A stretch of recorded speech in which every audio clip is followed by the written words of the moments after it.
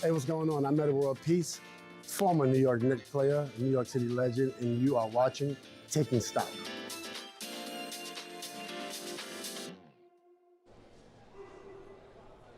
2 minutes to go here into the close. Time to rock and roll on this Friday, May 22nd edition of Taking Stock. We are live down here on the trading floor of the one, the only New York Stock Exchange. Speaking of one and only, look who joins me now to kick off the broadcast. The Einstein of Wall Street, Dow Jones Industrial Average yet again. Another all-time high. Yep. What did you see on the tape today into the closing auction here, Peter? You know what? Look, we came in this morning. There were a couple of tweets that sort of knocked the market off a little bit, although we rallied right after the post on the opening and then spent the rest of the time in solid green territory. And then as the afternoon went on, it felt like we were just, into a little bit of a profit taking after a really great week. 3-day weekends traditionally are going to be a little bit of profit taking in advance of, anything could happen. We're in the middle of so many things going on, whether it's the Fed chair, whether it's what's happening in the Middle East, what's happening with the president. So, with all that, there's a little bit of edginess coming into it, but these are amazing levels to close any kind of a week, right? We've had more back-to-back record highs in the Dow. The S&P is trading, not at its high, but pretty darn close. Yeah. So I think it's a formidable week in all respects. And for the week with NVIDIA earnings, it's not necessarily just tech doing the heavy lifting. It's a strong outperformance from healthcare, utilities, industrials. Energy's obviously been a story now for a few months here. Because you've got oil trading above $100 a barrel for months and months at this point, and that's going to weigh on the economy. So that is the inflationary fear. We'll be watching you with Dan Eisen and Aaron Burnett tonight, CNN, 7 o'clock. Have yourself a great weekend, my friend. Thanks for being here. Time now for the close.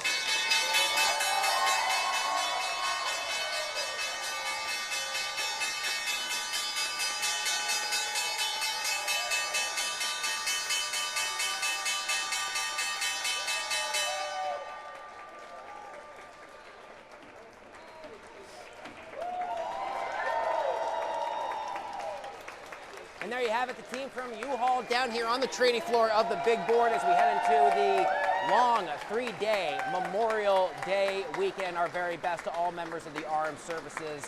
As we take a look at a record-setting day, at least for the Dow, and lots of gains across the major market indexes as we head into the 3-day weekend. To Peter Tuchman's point, he says frequently we see a little bit of profit taking on a Friday like today. Not necessarily the case. Your final tail of the tape, the S&P 500 up, let's call it 0.4%. The Dow in record-setting territory up more than 0.5%. The New York Stock Exchange Composite Index is up 0.4, and the small caps, the best of the bunch on this Friday, May 22nd, up 0.9. The Mag 7 tech stocks in mixed territory. Tesla, the outperformer. NVIDIA shares down fractionally once again. The VIX volatility falling back down to where it was in early February before the conflict in Iran even began. Oil benchmarks on the day, kind of a split difference. West Texas down fractionally. Brent, however, the global crude benchmark up. Gold and silver down on the day as well. Let's bring in our first guest. He joins us via Zoom. I want his take on today's tape and much more that he's following across these markets. Please welcome Brian Jacobson, Chief Market Strategist at Annex Wealth Management. Brian, I want to get your take on what you've seen specifically out of a lot of the big tech names. We know it was all eyes on Wednesday afternoon session to Jensen Huang and the team at NVIDIA. How have you seen not just that stock perform since we got those huge earnings, but really the rest of the world of tech? Yeah, thanks for having me. It's been a really interesting week, but of course, I think we can say that just about every Friday when we do a little bit of a recap. And when I was listening to the NVIDIA earnings call and obviously digging into the numbers as well, I thought it was just a little astounding how they're having $80 billion in share buybacks this year, $20 billion in dividends. So, simple math, $100 billion, that's more than 1 quarter's worth of revenue. I mean, the extent to which they have the margins and the growth where they're able to not only reinvest for growth, run the business, but also have that type of return for shareholders is pretty impressive. And I think that really just helps kind of paint the picture about why it is that tech has really been the force to contend with over the last couple of years. It's their ability to generate cash. Now, obviously, there are questions about the sustainability of that. Will it be able to grow at the same pace? And that's one of the reasons why here at Annex, the way that we've been positioning portfolios is really looking more at not necessarily as the biggest tech, but what are some of the smaller tech companies that might get caught up in the draft and maybe be the beneficiaries of some of that cash flow.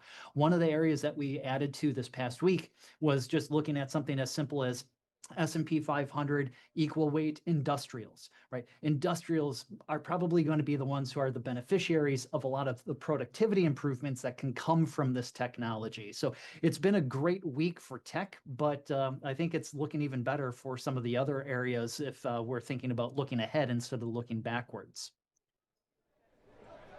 And a pretty strong tape today for all equal weight sectors, maybe with the notable exception of telecom down fractionally, but equal weight tech, equal weight utilities, equal weight healthcare, a lot of these other sectors. It's not just the market cap weighted parts of the S&P doing well. To your point, we are kind of seeing that broader breadth across the tape as well. Let me get your take on Kevin Warsh.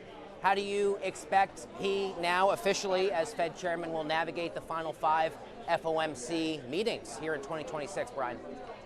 Yeah, he's got his work cut out for him, that's for sure. It is a very discordant committee that he has. When we looked at the minutes, the fact that you have some of them are saying that we should probably contemplate hike sometime soon, but several of them are saying, well, no, maybe it's more towards the other side. Warsh, he's going to have a fractured Fed to have to try to bring them together and come up with some sort of policy statement. It could be really interesting on that front. The more interesting part, though, I thought was with President Trump, when he had commented about that he's just going to let Kevin do his thing, that he's not going to interfere. We'll have to see if he actually abides by that, because we know that under Chair Powell, President Trump was quite vocal about demanding rate cuts. But that would be a big stretch with where we see gasoline prices right now and the inflation expectations, to have the Fed actually be kind of bullied into cutting rates. I think that Kevin Warsh is going to prove that he can really, basically stand strong against any sort of vitriol that might get thrown at him. Brian, I'm about out of time. I got less than 30 seconds. Any other big catalysts you're paying attention to for the trading weeks ahead? Yeah, for the upcoming week, I'm really looking forward to seeing how it is, like, say, Costco, how they report. We saw what happened with Walmart. They said that they're getting hit with both sides, costs going up with fuel costs, and their consumers are feeling the pinch. Are we going to hear something similar from Costco? So I think that's going to be really fascinating.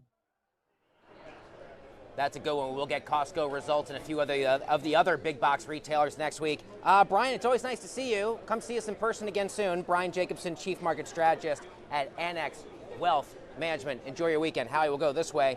We are now down officially here to the final 4 teams in both the NBA and the NHL playoffs, and Polymarket traders are weighing in with their projections. We'll start with the world of basketball. Oklahoma City Thunder, 50% odds to repeat as NBA champs. San Antonio Spurs and Victor Wembanyama, 31% odds. The New York Knicks at 20% odds to become NBA champs after last night's huge 16-point win over the Cleveland Cavaliers. They're down to 2%. Over in the world of the NHL Stanley Cup playoffs, though, a little bit more parity across the tape. Montreal Canadiens, 19% chance to hoist Lord Stanley's Cup. Vegas Golden Knights, 21. Carolina Hurricanes finally lost a game in the playoffs at 29. Colorado Avalanche remain top dogs, 33% chance to once again lift the Stanley Cup despite losing Game 1 of the Western Conference Finals. Howard, let's take a look at one New York Stock Exchange notable that calls the big board home, and we gotta talk tech. XLK, the big tech ETF, up a full percent on the day, now up 24% since the start of the year. By weight, the most important names in this ETF: NVIDIA, Apple, Microsoft, Micron, Broadcom, and AMD, all of those tech names, with the notable exception of Microsoft, of course, at or near all-time highs. Only energy as a sector has outperformed technology so far here in 2026, though if you go back to the last 52 weeks, or of course the last 5 years, technology stocks overall remain top dog. Throughout its very long, and I should say very impressive, 234 years of history, the one and only New York Stock Exchange has been on the cutting edge of modernization. Let's now take a closer look at the innovation of the big board itself over the many years.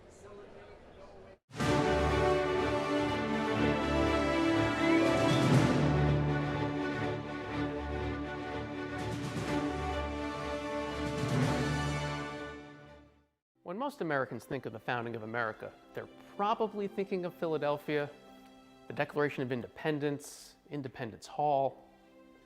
But there's another founding story that began on a narrow 8-block dirt road known as Wall Street, outside of a building called Federal Hall. And that story has been ongoing for 234 years. And the proof of that story is right here in these rooms. This is the NYSE Heritage Collections and Archives. Over 17,000 feet of documents, artifacts, and history. Now, as America celebrates its 250th birthday, we're going to go through some of that history, a history of continuous revolution and innovation. It's 1792, just 3 years since George Washington took his oath of office at Federal Hall. And on May 17th of that year, 24 brokers gathered beneath a buttonwood tree on Wall Street and signed an oath of their own. The 2 sentences of the Buttonwood Agreement were all it took. Sentences that lay the foundation for the world's most enduring and influential financial market. But like the Declaration of Independence was for America, the Buttonwood Agreement was only the beginning.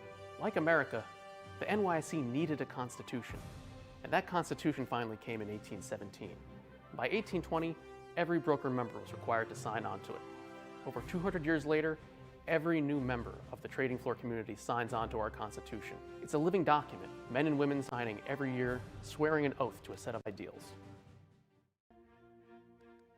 So what did trading actually look like when that first Constitution was signed? Well, nothing like today's marriage of humanity and technology. Instead, it was brokers sitting in their assigned seats, like members of Congress, each engraved with their own number, trading in stocks one at a time, in blocks of 5 minutes under the watchful eye of the exchange president. Deliberate, methodical, almost statesmanlike. For nearly 8 decades, the exchange's members trading from those seats did what millions of New Yorkers do. They rented. But in 1865, right as America was piecing itself back together after the Civil War, the exchange finally put down permanent roots at the corner of Wall and Broad. And to safeguard those roots, we had to show title, through deeds like these going all the way back to our Revolutionary years and beyond, bearing Dutch names like Ten Eyck, British names like Livingston, even Vice President of the US Daniel Tompkins. More than just titles to a building, these documents are strands of DNA, from Dutch colony to British colony to American capital, straight through to the present day. That 1865 building and all the buildings since have never been just a marketplace. They're home to an exchange of ideas and innovation, and one of the great engines powering America through both war and peace. When the Civil War was tearing the country apart, the exchange raised the capital needed to fund the Union effort. After the war, we embraced the first fintech revolution, the stock ticker. The ensuing boom forced the NYSE to tear out its seats and invent an entirely new way to trade. And when America entered the First World War 2 generations later, Liberty bonds were sold on the NYSE trading floor, becoming not only the first investment for many Americans, but an investment in freedom around the world. And in World War II, freedom needed financing once again. War bond drives returned to the trading floor, and something else arrived for the first time. In 1943, more than 600 NYSE employees left New York in order to join the war effort. So the question remained, who would keep the trading floor running? And the answer was women. For the first time in exchange history, women stepped onto the trading floor working as pages and clerks, and they trained for this role on this model trading post, originally intended for the 1939 World's Fair. These trading posts were far more sophisticated than their predecessors and contained every possible piece of broker-supporting technology that was available at the time. A newspaper at the time noted that the stock market girls turned in an enviable record, working with the ease of a veteran as if they'd been doing it all their lives. One piece of cutting-edge technology that the stock market would have used was this Dow Jones Wall Street Journal news ticker. Dating from the 1940s, this news ticker would print out up-to-the-moment stock price information furnished by Dow Jones, as well as breaking financial news from the Wall Street Journal, on a continuous strip of 5-inch wide paper. This was, at the time, the fastest way to receive up-to-the-date financial information, the predecessor to the modern digital news terminal. In this side holster, there would be a pair of scissors, so a sharp-eyed clerk could quickly cut the tape and run it over to the corner office. Breaking news delivered at a sprint.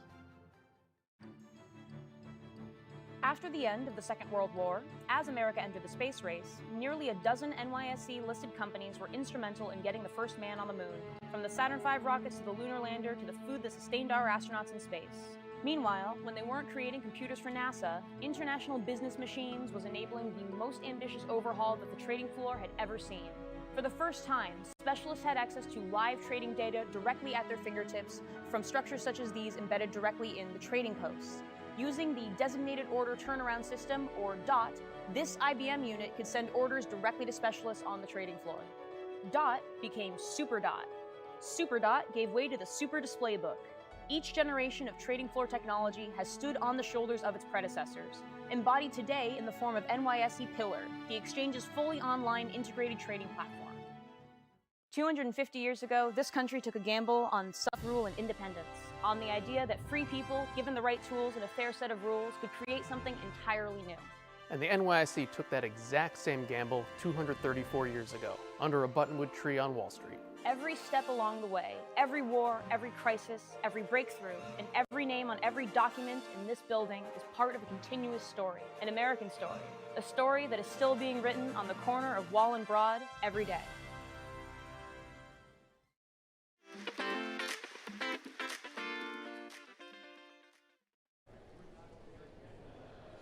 Welcome back to this Friday edition of Taking Stock, live from the trading floor of the New York Stock Exchange. Our next guest joins us now. This is Amanda Tuminelli, the CEO and CLO of DeFi Education Fund. Amanda, nice to see you here on this Friday afternoon. So Congress is moving closer and closer to more formal crypto market legislation. Let's start our conversation there, Amanda. Where are we now, and where do you most suspect we go from here?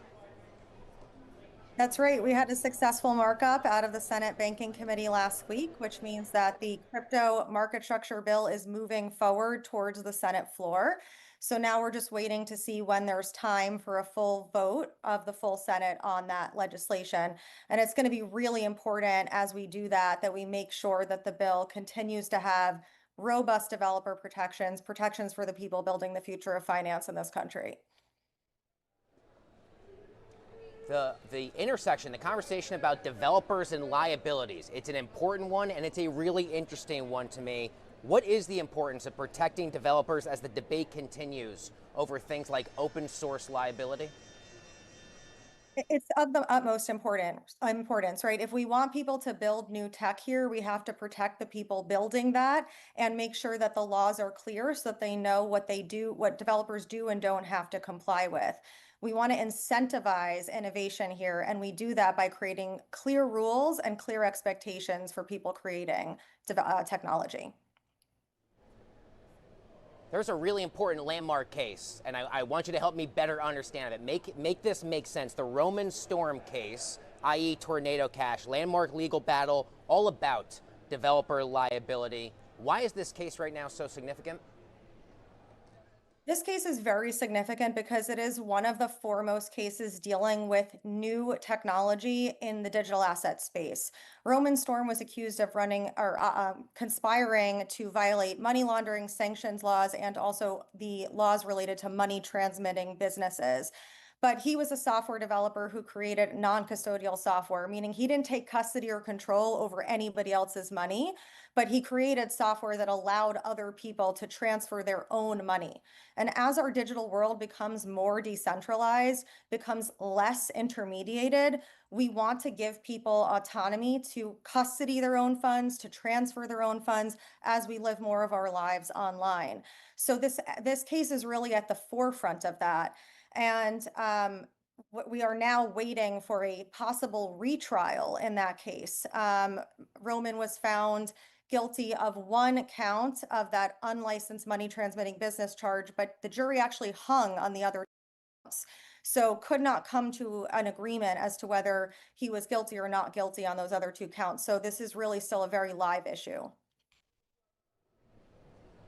Amanda, unfortunately, first of all, an incredibly important case. We will continue to track the latest of it here on Taking Stock. We are out of time. I hope you'll come back at some point because I do want your perspective on regulators responsible for shaping the presence and the future of crypto policy, the role of the CFTCs, the SECs, the OCCs of the world.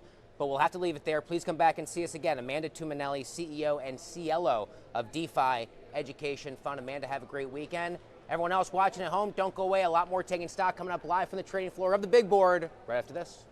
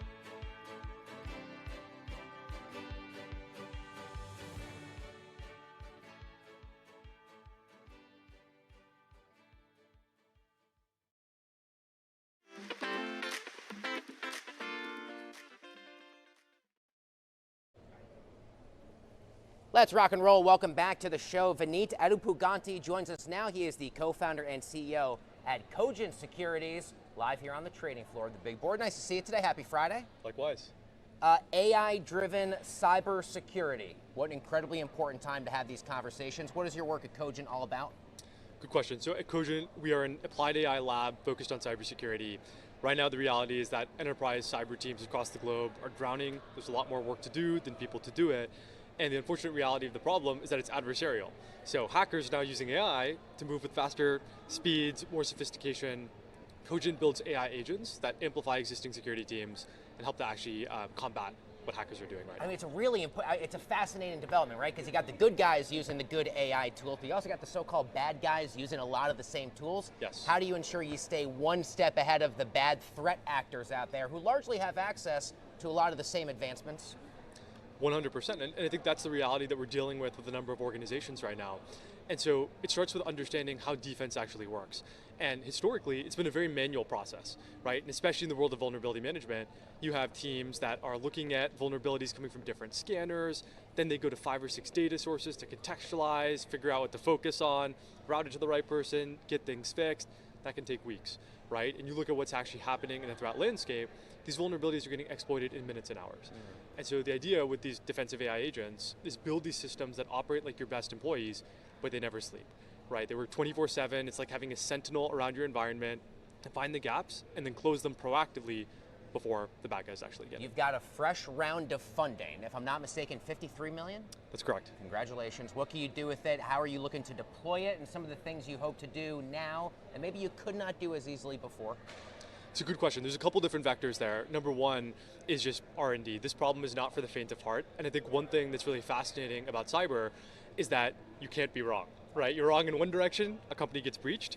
Wrong in the other direction, you may take down legitimate business operations.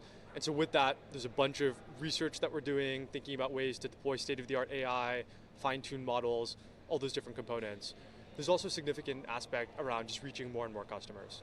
We are industry agnostic. We have customers in manufacturing, casinos, higher education, so scaling our go-to-market teams and continuing to expand our reach as much as possible. Is there a bit of a double-edged sword to using artificial intelligence in the world of security, and what are some of the maybe unexpected headwinds that you come across in your industry that the rest of us might not even think about? So I think with AI and security, the first thing is doesn't make sense. And I think the reality every chief information security officer is coming to terms with is that there's no other way, right? When machines are on one end, you need to use machines, like you said, good AI to fight the bad AI. That said, there's a couple things that are very important. One is robustness, right? Hallucinations, things like that are absolutely unacceptable. Having tight guardrails, having tight controls, super critical. Other pieces around explainability. Nobody wants to give up all their control and just hand it off to a black box system they can't have inputs into that they can't understand. And that becomes a really important product principle for us and a core tenet of how we actually build our AI to be as effective as possible for cyber. Vineet Adupuganti, co-founder, CEO of Cogent Securities. Congratulations on all the success and the fresh cash. Thanks for joining us on the show today. Appreciate it. Thank you for having me. Take good care. Enjoy your weekend. Folks, don't go anywhere. After a quick break, the preview of next week's earnings from Salesforce, Best Buy, and others. More Taking Stock after this. Yeah. Good job, bud.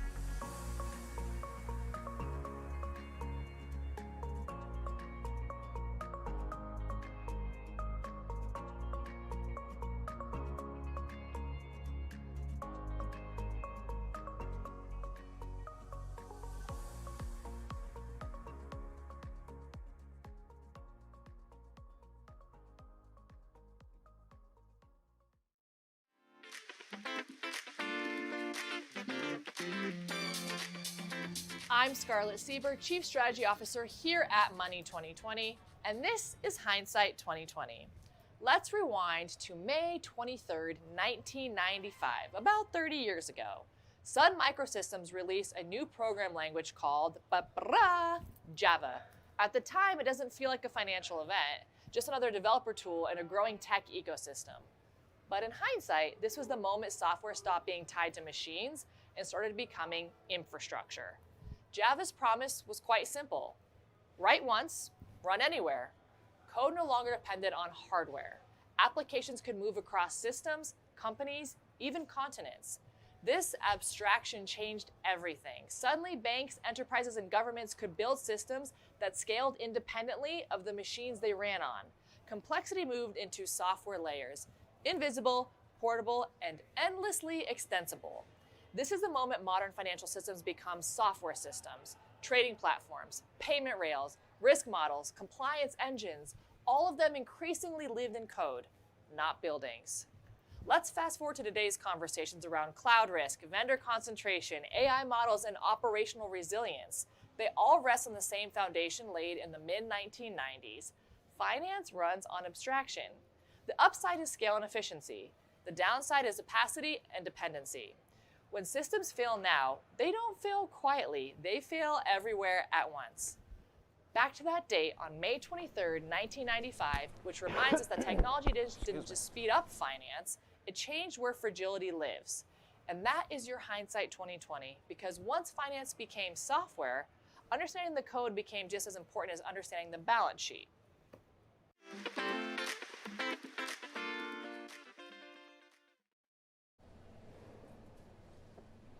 Next week here on Wall Street, we will be closed and we will be off on this show on Monday in honor of Memorial Day, to remember all those who, of course, gave the ultimate sacrifice in our armed forces. And then starting on Tuesday, a lot of very crucial quarterly earnings calls. We will bring you the latest of, including names like Marvell, Salesforce, Snowflake, Best Buy, Kohl's, Dell, MongoDB, and others. Your final tail of the tape on this Friday, May 22nd.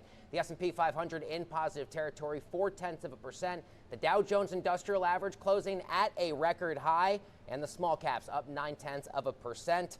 Thanks for watching today and all this week's edition of Taking Stock. All the best for Memorial Day weekend. We'll see you again on Tuesday.